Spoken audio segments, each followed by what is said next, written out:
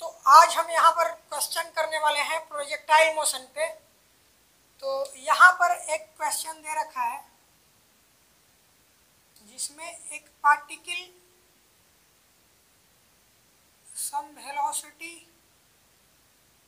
u से at an angle of theta degree पे projectile किया जाता है, प्रोजेक्ट किया जाता है। तो यहाँ पर हमें फाइंड करना है मिनिमम वेलोसिटी ऑफ पार्टिकल। इस पार्टिकल का मिनिमम वेलोसिटी कितना हो सकता है, और हमें साथ ही साथ ये भी फाइंड आउट करना है कि वो मिनिमम वेलोसिटी किस पोजीशन पर होगा, ठीक है। एंड ऑल्सो फाइंड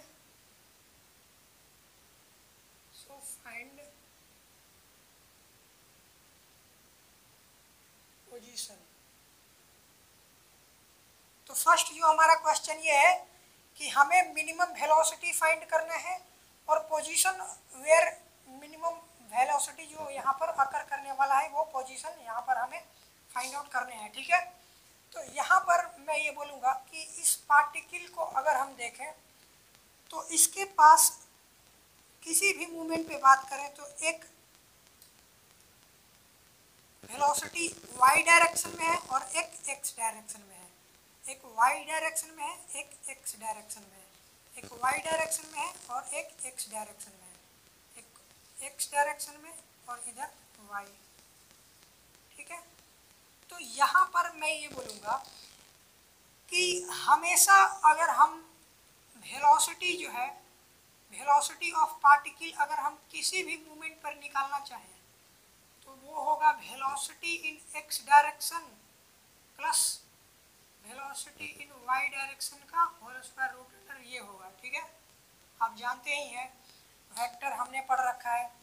तो x डायरेक्शन में अगर वेलोसिटी vx है और y डायरेक्शन में वेलोसिटी vy है तो ये होने वाला है velocity at any moment of time, कि x डायरेक्शन में किसी मोमेंट पर वेलोसिटी क्या है और y डायरेक्शन में किसी मूवमेंट पर वेलोसिटी क्या है, ठीक है। तो यहाँ पर मैं ये बोलूँगा कि प्रोजेक्टाइल के किसी भी मूवमेंट ऑफ टाइम पर अगर हम बात करें तो y direction means x direction की जो वेलोसिटी होती है वो कभी भी मतलब हमेशा कांस्टेंट होती है और जीरो नहीं होती है, ठीक है। और लेकिन अगर हम बात करें y डायरेक्शन की वेलोसिटी की तो एक मोमेंट ऐसा है जहाँ पर y डायरेक्शन की जो वेलोसिटी होती है वो जीरो बन जाती है, वो हाईएस्ट पॉइंट पर ऐसा होता है, ठीक है। तो यहाँ पर मैं ये बोलूँगा कि ये मिनिमम कब होगा, मिनिमम तब होगा जब ये जीरो बन सकता है। ये तो जीरो बन नहीं सकता लेकिन ये जीरो बन सकता है, इसलिए मिनिमम जो वेलोसिटी होगा वो कब होगा, इस मूवमेंट ऑफ टाइम पर होगा, ठीक है। और इस इधर का वेलोसिटी हम जानते हैं u cos थीटा और इधर का u sin थीटा। तो यहाँ पर भी x डायरेक्शन का वेलोसिटी कितना होगा u cos थीटा। तो यही मिनिमम वेलोसिटी बनने वाला है u cos थीटा। और इसका पोजीशन क्या है, पोजीशन की अगर हम बात करें तो that is maximum height r/2 और ये h मैक्स, ठीक है। रेंज का हाफ ये r/2 है और ये h मैक्स है। बात समझ आ गई। तो अब मैं दूसरे क्वेश्चन की तरफ चलता हूँ। Position of particle at any moment of time. हमें यहाँ पर बताने हैं कि पार्टिकल का किसी भी मोमेंट ऑफ टाइम पर पोजीशन क्या होगा, ठीक है। तो किसी भी मोमेंट ऑफ टाइम पर जो पोजीशन होता है उसको अगर हम r वेक्टर से डिनोट करें तो xi Kaif yj Kaif plus zk Kaif. और हम जानते हैं कि प्रोजेक्टाइल 2D मोशन होता है इसलिए ये टर्म नहीं आएगा। तो मेनली क्या होगा, जो प्रोजेक्टाइल का पोजीशन होगा xi Kaif plus yj Kaif बनने वाला है at any moment of time पे जो पोजीशन बनने वाला है ये बनने वाला है। तो अगर हम x कोऑर्डिनेट को किसी भी मोमेंट पर कैलकुलेट करना चाहें तो x कोऑर्डिनेट क्या होगा vx इंटू टाइम, और Vx कितना है, चूंकि x डायरेक्शन में क्या होता है, एक जो पार्टिकल है अगर हम इसको दो डायमेंशन में ब्रेक कर दें, एक x डायरेक्शन और एक y डायरेक्शन में, तो x डायरेक्शन में ये कांस्टेंट स्पीड के साथ मूव करता है। तो यहाँ पर मैं ये बोलूँगा कि इसका जो वेलोसिटी होता है वो कितना होता है, u cos theta into time. तो ये बन गया क्या, हमारा किसी भी टाइम पर पोजीशन बन गया, क्योंकि ये कांस्टेंट स्पीड के साथ मूव करता है x डायरेक्शन में, इसलिए किसी भी मोमेंट ऑफ टाइम पर इसका जो पोजीशन होगा u cos theta into T होगा। ठीक उसी तरह अगर हम y डायरेक्शन की बात करें तो इसके पास एक एक्सेलरेशन भी होता है g, जो कि डाउनवर्ड डायरेक्शन में होता है। तो हम जानते हैं कि क्या होगा इसका, ut plus half at square, तो u sign theta into T minus half gt square, ये हो गया y और ये हो गया x। तो यहाँ पर इस इक्वेशन में अगर हम पुट कर देते हैं इक्वेशन फर्स्ट में, तो हमें किसी भी टाइम पर पोजीशन पार्टिकल का पता चल जाएगा। ठीक है, तो नेक्स्ट क्वेश्चन की तरफ बढ़ने वाले हैं। तो सेकंड क्वेश्चन की तरफ बढ़ने वाले हैं। तो सेकंड क्वेश्चन है कि यदि हाइट जो है वो रेंज के बराबर होता है तो हमें बताना है कि एंगल ऑफ प्रोजेक्शन कितना होगा। ठीक है, एक प्रोजेक्टाइल लेट से ये some velocity u angle theta पर फेंका जा रहा है, तो हमें यहाँ पर बताना है कि यदि ये जो रेंज है वो मैक्सिमम हाइट के बराबर होता है, तो हमें यहाँ पर बताना है कि ये एंगल थीटा क्या होगा। ठीक है, इस क्वेश्चन में ये पूछ रखा है।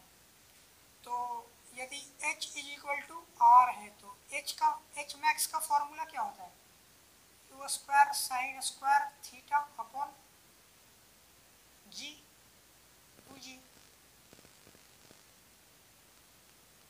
और इसका formula u square sine 2 theta upon g, यही तो होता है। तो यहाँ से ये कैंसिल आउट हो जाएगा और sine square theta is equal to 4 sine theta into cos theta. Sine 2 theta को मैंने लिख दिया 2 sine theta into cos theta और 2 को इधर मल्टीप्लाई कर दिया, तो ये बन गया इतना। ठीक है, तो यहाँ पर मैं ये बोलूँगा कि अगर कॉस को हम इधर ले आए तो ये बनने वाला है tan theta is equal to 4, theta बनने वाला है यहाँ पर tan इनवर्स 4, यही हमारा आंसर होगा। ठीक है,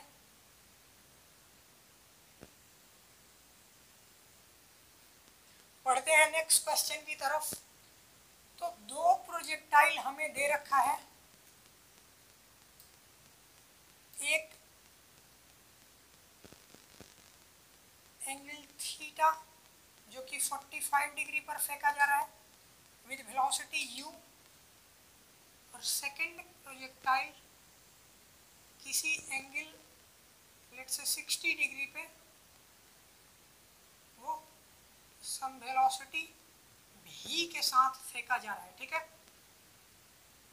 तो हमें यहाँ पर क्वेश्चन में गिवन है कि if h max are equal to both the projectile,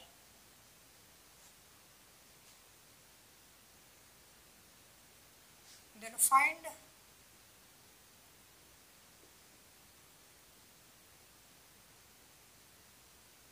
ratio of